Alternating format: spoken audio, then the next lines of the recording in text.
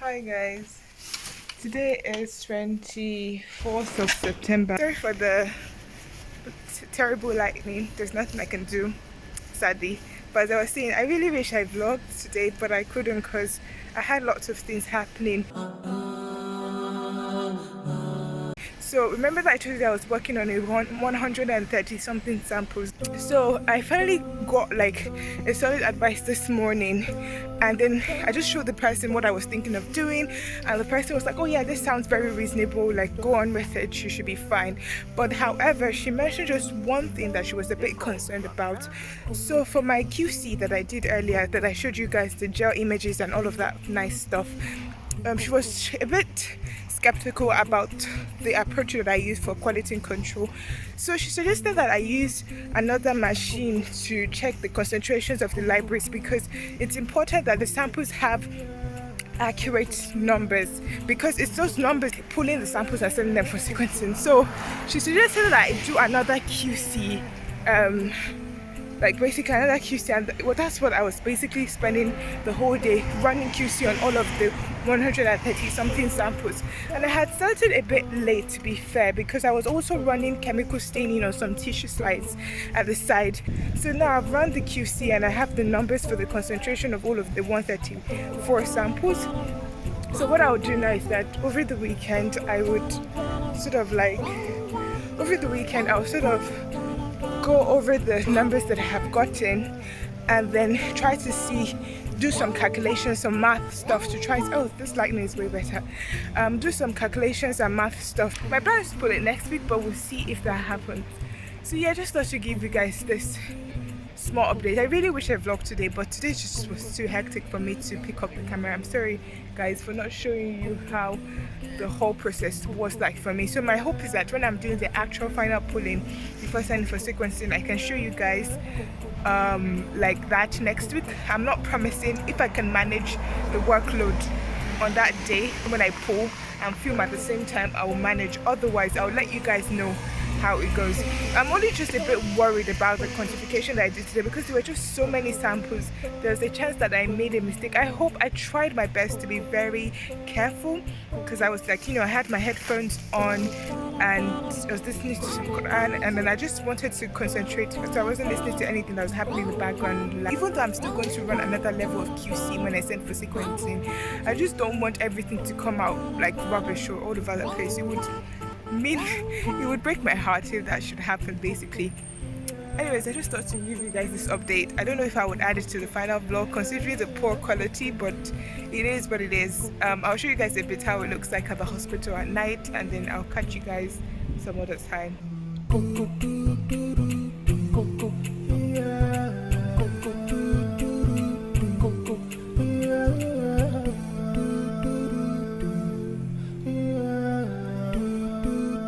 This day was 28th of September 2021. The result from the first pulling came out and it didn't look great, so I had to spend another day re-pulling the samples.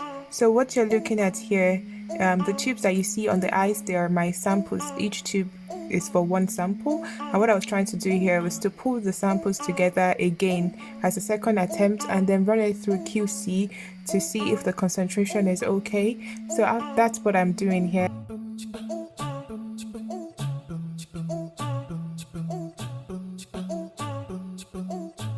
The tape station reagent are the ones that I'm putting in. The tape station is the machine that I use to run QC for each sample. So after that, I would then go ahead to mix the samples homogeneously, and then I'll go upstairs to check the concentration and then pull the samples at those concentration that I have. So that's what you see here, me vortexing. So after when I finish, you have the tubes that are barcoded, and that's because when I send the samples to the sequencing facility, they don't look at the sample name, they look at the barcode. So each tube that you see here is one pool. So I have 4 sub-pools, and all the 134 samples are separated into the 4 tubes, such that I have 4 different sub-pools. So I put that into an ice box and then I take it to the sequencing facility. I don't know if I ever showed you guys sequencing facility, but it's at the Cooksey Eye. So I decided that I was going to take the camera with me there just to show you guys how it looks. They have like a no filming policy inside the building, so when I got to the reception I wasn't able to carry the camera for so long. But anyways, what I did was I dropped the samples off at the reception and then I walked back to my lab to continue my work on that date. And then I was hoping desperately that this second trial would turn out great, because yeah, it was exhausting to have to repeat all of this. Hi guys, this is a very weird transition from the vlogs that you've been watching to me sitting down and talking, and that's because there's been some type of intermission since the time I filmed to now. So the last time I filmed was about, I think, September middle or ending, and then after that I stopped filming basically. So I've just decided that I would use this part to sort of just give you a recap on what has been happening. I'm sure the 5 to 10 people that watch my videos and engage would know that I've not been here for quite a while. So I have decided that I'll just sit down and walk you guys through what I've been up to, just to update you, I guess. Before I go into the video, I hope that everyone is doing fine and I hope that things are going well with you guys. In case you notice, when I look down on my phone, it's because, again, it's been almost 3 months or so since I filmed or carried the camera, so I'm going to try my best to sort of go through all of those things that I've gone through. If I have evidences of pictures, I might put them in somewhere on the screen. Otherwise, I'll just walk you guys through all of the things that have been happening as regards my PhD. Whenever I film videos like this, I always try my best to make it short and concise, but I think at this point I really will not put that pressure on myself. It's supposed to be a chill video format, and hence why I'm sitting down on the floor, and the format is a bit different with my sweatshirt and stuff. So it's supposed to be a chill video of just, you know, talking to you guys. So that's why I'm not going to put in pressure to have to finish everything that I have to say within 5 minutes.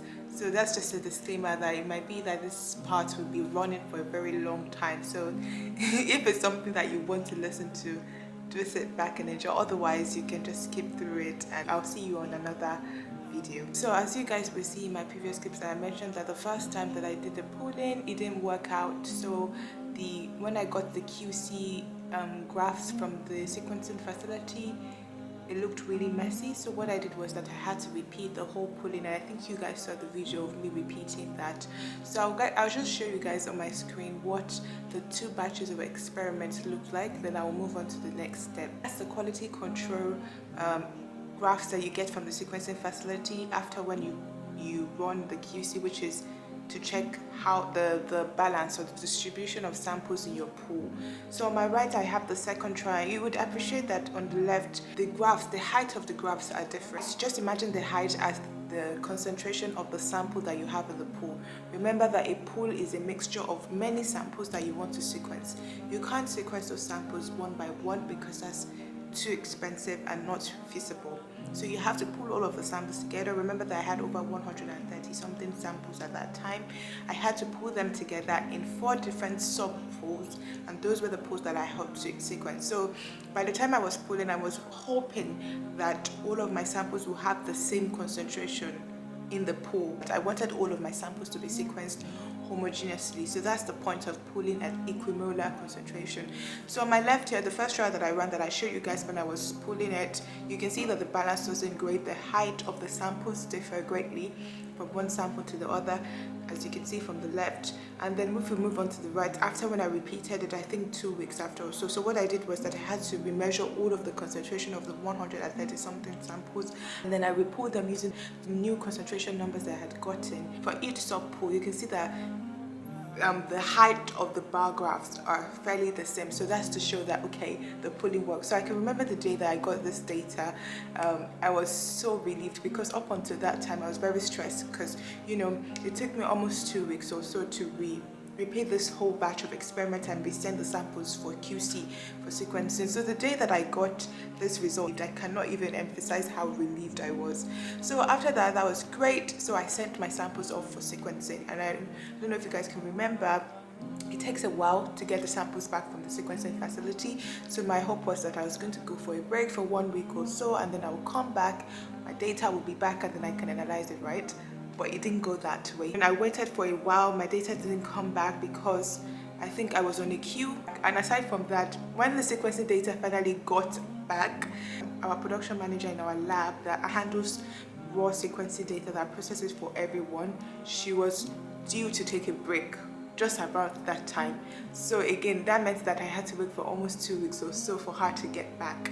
And by the time she got back, the cluster where the processing of data was supposed to be done was undergoing some type of maintenance, and that would take another week. You have a timeline that you set for yourself, but these are the tiny things that make it more difficult for you to reach that timeline, and there are things that are out of your control.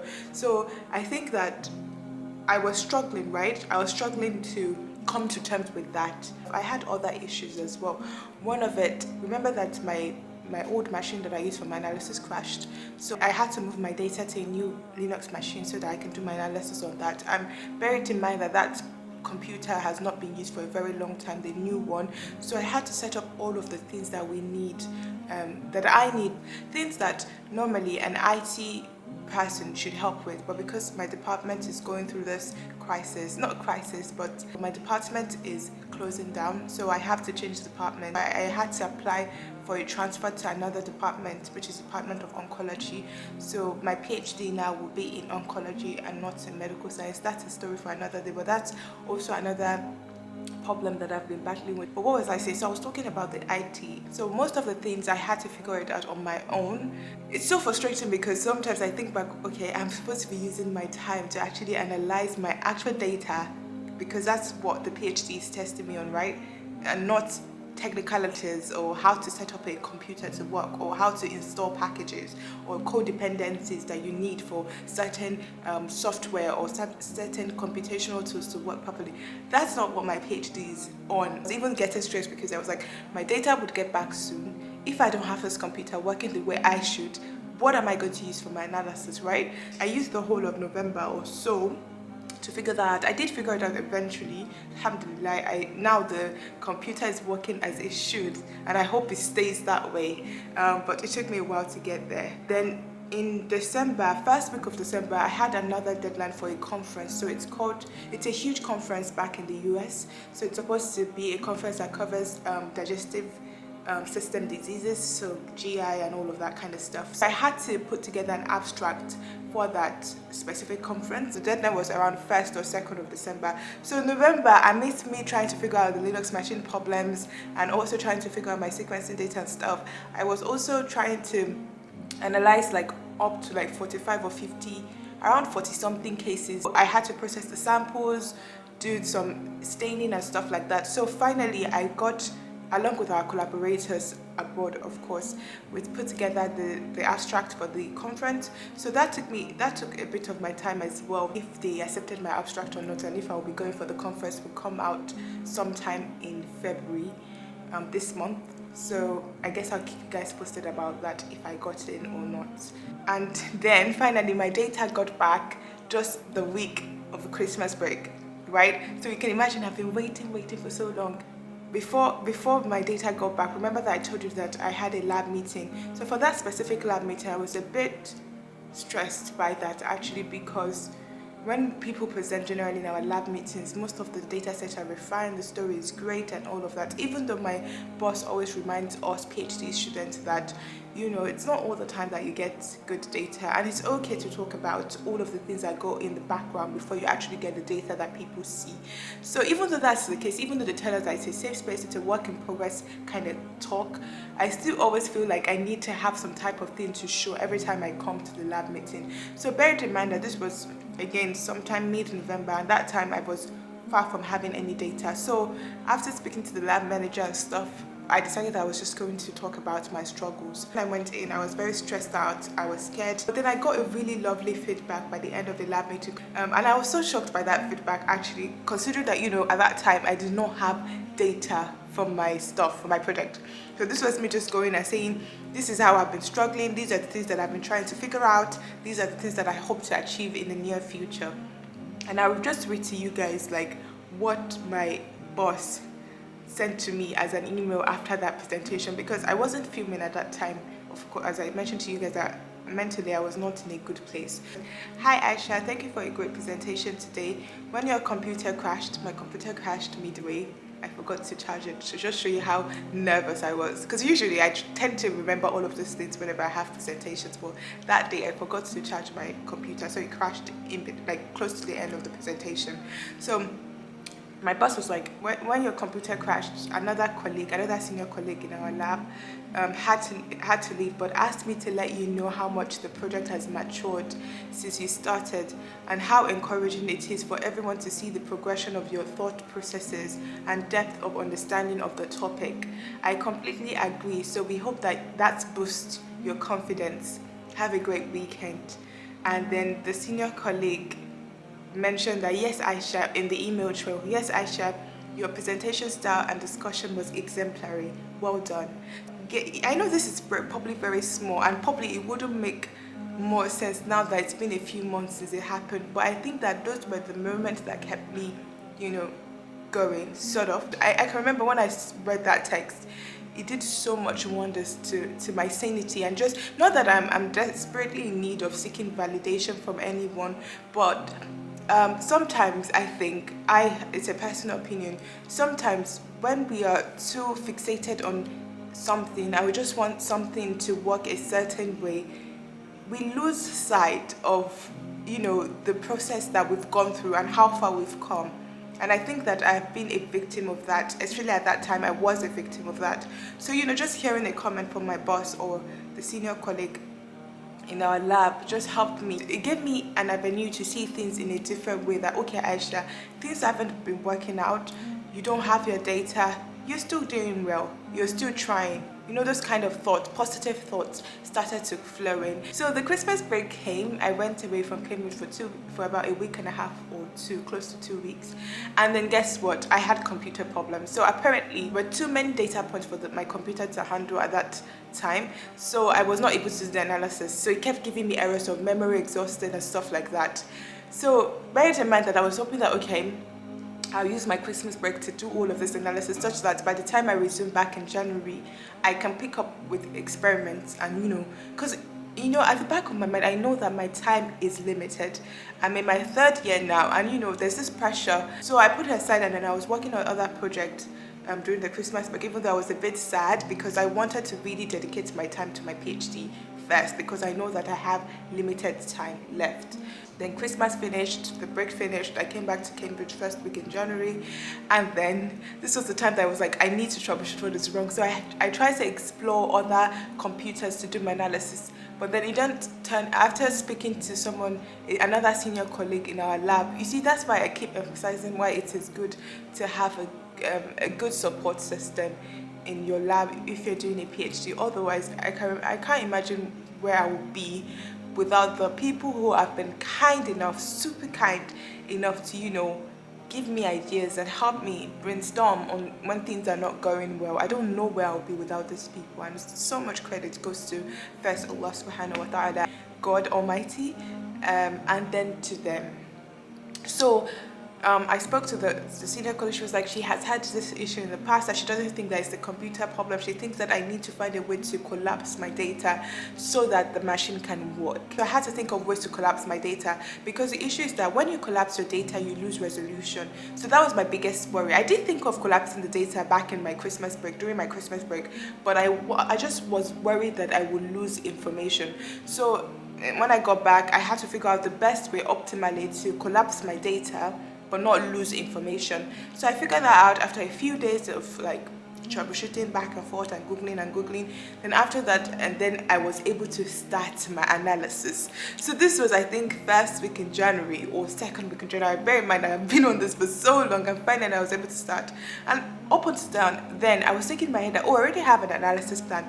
This should be straightforward. But again, another thing that happened was that the more I went into the analysis, the more I realized that, okay, there are a lot of things that I needed to read about, a lot of things I needed to think about, because there's one thing to test your data, analyze it statistically, but there's also another thing to visualize the things that the data sets are telling you. So you have to think about visualization techniques and also statistical analysis, and they are not the same thing. So I spent a lot of my time, you know, doing that, reading, refining my analysis. So I think this is a part where I explain to you that why I have not had the time to pick up YouTube. Especially since November or so, I have sort of, you know, felt immense pressure. So that's why I sort of just detached from things, so much so that, you know, I was just so focused on this PhD. So for example, when I got back in January, my schedule, and I kid you not, so I wake up around 5 in the morning. After my morning prayers, I start my analysis, and I'm on my computer all the way to like 9 or 10 in the evening. Of course, I'll take breaks to pray, to eat, to shower and stuff, and that's it. So this was me for almost a month and a few days. I'm in this better state of mind in comparison to back in November, December, or even January, beginning of this year. So that's why I felt like, okay, this is a good time for me to pick up the camera back. So where am I at? The data analysis so far looks a bit good.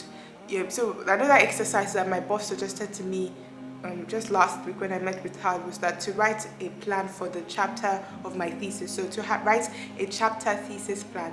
And what is a chapter thesis plan? A thesis is like a book, and there are different chapters of that book. So you need to have a structure of how you want the chapters to play out, the experiment that you've done, the story that you're trying to tell through your data.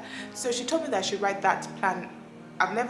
Up until now, I've not had that written down, so she suggested that to me. So I showed her the thesis plan yesterday. Some of the things she said was that she thinks that I'm doing great and she's excited about the way everything is turning out. But there was a point in January, for example, that I met with her and she thought that I was, you know, a bit slow, and I could feel the pressure. There was some friction, basically. I was slow with the data analysis. I wasn't making big progress. I was struggling. Her saying that just yesterday that she thinks everything is shaping out just well was a tiny bit. For the first time in a long time, I actually took that in my heart, just a tiny bit, not everything of course, before the imposter syndrome crept in again and I started to feel like, okay, I'm not doing enough just yet. I can remember when I was showing her the document yesterday, I was like, just like, I have so much to do in such limited amount of time. She's like, I'm sure you'll be fine and stuff like that. So yeah, I did show her my chapter thesis plan. So now moving forward, I just need to pick back on my experiment things. I still have a bit of data analysis hanging around that I have to still investigate further for my preliminary analysis, but generally I will be switching more to lab stuff than before, which I've been computational for the past 2 months or so. So these days I will slowly be transitioning back into the lab, picking up from where I left in terms of experiments. The point of me sitting down today to talk about all of these struggles is to in some way just normalize the fact that yes, like a PhD has both sides, and it's okay if you also struggle at some point if you're doing a PhD or you will be doing a PhD in the future. In terms of the imposter syndrome that I struggle with, other issues that I struggle with regarding like just, you know, persevering, I've been trying to figure out ways to sort of manage those things, and I don't have it all together just yet. I wish I could have say that, oh, if you're struggling with this, do this, do this, do this. I can't say that because I as well, I'm still trying to discover the best things that work for me. So maybe one day, if I'm able to figure out the best way to manage all of these things that are inevitable if you're doing something as demanding as a PhD, I can share that with you, hopefully, if that could help anyone. So yeah, that's why I've decided, again, this video might be super long, but I think that it's super needed. So what's next for the channel? So for the channel, essentially I am planning to start a postgraduate series where I hope to cover topics related to applying for postgraduates either at Cambridge or anywhere else in the world. So in terms of vlogging, I would try my best to still vlog, but this postgraduate application series is something that I've been meaning to do for a very, very long period of time, considering the amount of messages I get. So I was hoping that if I have something centralized that I can refer people to, it can just save us, the person asking the question and myself, time of, you know, writing long messages to people about the questions that they may have. The first video from the series, I filmed it just around this time last year. So just to show you that it's taken me almost a year to sort of batch film like maybe 5 or so videos from that series. As regards vlogging my PhD journey, this is something that I still hope to do. My priority right now is to give out meaningful information that can help people with applying for postgraduate studies in Cambridge specifically, and hopefully to an extent other places in the world. I know that if you've been away from YouTube for this long, I guess I don't even at this rate if there's anyone who will watch my videos again, considering that consistency is needed on YouTube to be able to push the video more to more people. But again, to those 5 to 10 people that watch my videos and engage, thank you for watching. I hope that you all have been doing well. I hope you remain safe and you're in the best of health. See you on my next one. Bye.